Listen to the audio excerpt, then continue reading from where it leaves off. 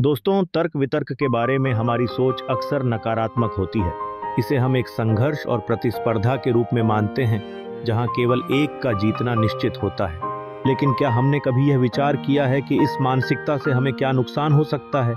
हम अपने संबंधों को खो देते हैं, दूसरों के विचारों को समझने में असफल हो जाते हैं और समाज में गिरावट का अनुभव करते हैं। इसलिए मैं आप सबको सुझाव देना चाहता हूं कि तर्क वितर्क को एक प्रतिबंधित युद्ध के रूप में न देखें। इसके बजाय इसे विचारों का उत्सव मानें। यहाँ आप न केवल अपने विचार साझा करें, बल्कि दूसरों के विचारों को भी सुनें और समझें। यह आवश्यक है कि हम अपनी सोच को बदलें और यह समझें कि हर बहस में जीतना जरूरी नहीं है। असली सफलता तब होती है जब दोनों पक्ष एक दूसरे की समझ प्राप्त कर सकें। सुनने की आदत डालें।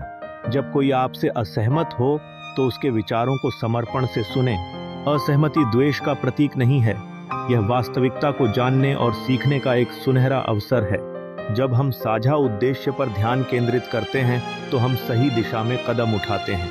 याद रखें कि तर्क का असली उद्देश्य सत्य और समाधान की ओर बढ़ना होना चाहिए, न कि केवल जीतने की चाहत। इसके साथ ही यह भी महत्वपूर्ण है कि हम सम्मानपूर्वक असहमति जताएं।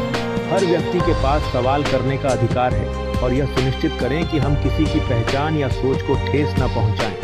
सहानुभूति से बात करें और सिर्फ शब्दों से नहीं, बल्कि उनकी भावनाओं और संदर्भ को भी समझें। केवल इस सोच के साथ हम अपने संवाद को बेहतर बना सकते हैं। दोस्तों, तर्क वितर्क का सही उद्देश्य हमें जोड़ने का है, तोड़ने का नहीं। जब हम संवाद को सम्मान और समझ की नींव पर रखेंगे तो न केवल हमारी बहसें बेहतर होंगी, बल्कि हमारा समाज भी बदल जाएगा। आज से हम तर्क को युद्ध नहीं, बल्कि साझेदारी की एक संज्ञा माने। जीतेगा वह विचार जो सभी के कल्याण की दिशा में बढ़ता है।